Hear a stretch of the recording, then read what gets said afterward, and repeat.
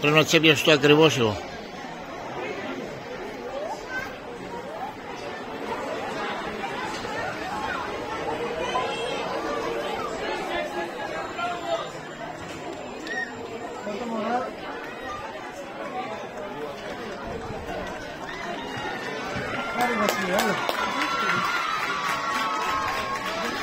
Βασιλεία, το ρυθμό σου, Βασιλεία, το ρυθμό σου. Άσε να πάει μπροστά, θα φσκάσει.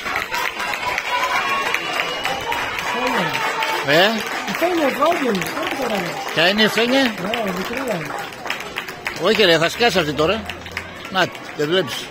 Γι' αυτό της είπα μην τρέχει, πάρει το ρυθμό σου.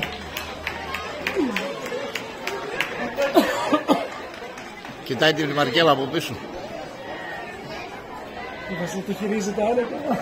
Έκανε βλακία όμως, εδώ πήγε να την κοντράρει.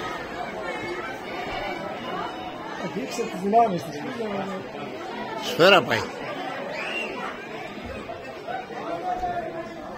Να δω που σακάει το 400.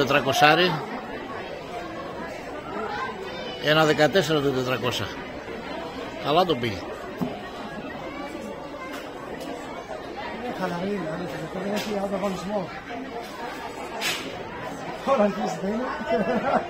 Τώρα φώναξε έτσι να δώσω.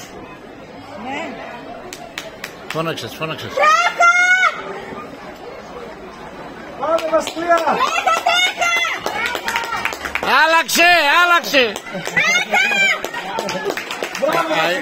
Είναι βασίλης.